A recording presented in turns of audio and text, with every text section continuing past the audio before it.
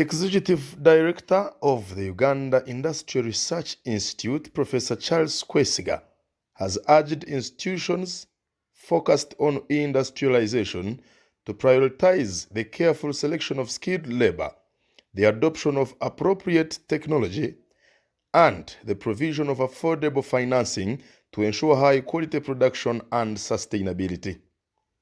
Speaking at the stakeholders' workshop on the Irish potato value chain held at Kabale University, Professor Kwesiga emphasized the importance of having the right sources for industrial development. Technology selection, in skilling operators of enterprises, and affordable financing. So three major issues, but also you need an enabling environment that will guarantee regular and uninterruptible power supply, and also other inputs like water supply and so on. He also questioned the logic behind importing basic items like toothpicks from countries such as China, Indonesia, and Korea, when Uganda has abundant bamboo resources that could be utilized locally. Potato crisps from as far away as America being sold in Kabale, a part of the world that grows potatoes. Doesn't make sense to me. It makes no sense to me that we're importing toothpicks from China and Indonesia and Korea when we have forests of bamboo all over the place. Let's adhere to those and get the expertise so that at farm level you can get the extension workers you need, the planting material that is right, you can get the technologies that will assure efficient farming practice, and then what you produce will be appropriate for the value addition process, and they get the quality of the products. During the same event, Kabale University Vice-Chancellor Professor Kwesiga announced a significant boost of over 900 million Ugandan shillings from the United Nations Development Programme, UNDP, to support the Irish Potato Value Addition Programme. Part of this funding was used to acquire new Irish potato processing machines, which were also demonstrated at the workshop. UNDP is helping Kabale University to be relevant to the community. The potato is very important here, as I mentioned at the beginning. It is a crop, not just a crop for cash, but also a food crop for consumption. And therefore, when you help us to have this incubation center, and also to continue, because we shall also be doing research. You had some of our staff are dealing in that, plant breeders, we shall have others, business people, the engineers who are going maybe to produce or push further some innovations. You are helping us to be relevant to community, because one of the mandates of the university is to serve the community, to engage the community. Fred Innocent, the United Nations Development Programme team leader for inclusive growth and innovation, highlighted the partnership with Kabale University aligns with strategic development goal number 1, aimed at eradicating poverty. He noted that the UNDP invests over 100 billion Ugandan shillings annually in Uganda, with a focus on creating job opportunities, particularly for the youth. And we thought this was a very good idea because it was consistent with what UNDP does and the value we attach to universities as spaces that can help us, strengthen and build the startup, ecosystem, but even go beyond that and impact our private sector, our industrial transformation, and maybe through that process see more outcomes from universities in terms of businesses, but also driving industrial transformation. So that was a very productive conversation that we had, and we are very happy that we struck the agreement with UNDP, and since then, a lot has happened. I would like to, on behalf of the resident representative, who is new, Madame Wane, to convey her commitment to this process.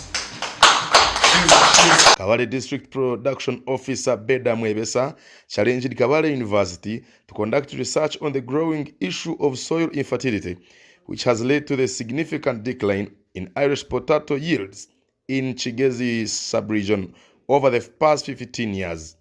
Mwebesa pointed out that despite the use of fertilizers, yields have dropped from 9 to 10 bags of potatoes to just 4 to 6 bags per 100 kilogram of seeds planted per season. Hunger and malnutrition. Hunger and malnutrition. These are increasing in the region, and the recent studies we've had, one by FAO and another one by CODI, have indicated high levels of malnutrition in the case, and when it comes to stunted, we reached second to Karamoja as Kabale District. That was a survey, but he told us some truth and what that means. And of course, that is compounded by a number of factors. The declining soil fertility, and if I go to the potato value chain itself, the production and productivity of potatoes.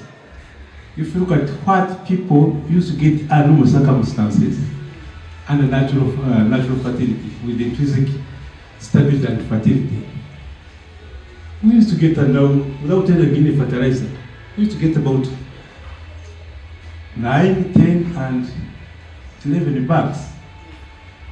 But now, without fertilizer or anything, average production yield per the ratio is about 1 to 6.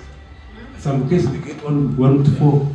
You plant 1 bag, you get 4 bags, which is very appalling. In the developing countries, or even in our neighbors in Kenya, they have a multiplication which is higher than 50 or 1 to 15. Our neighbors in the country, Mali, Kapchorgo, they are getting far more.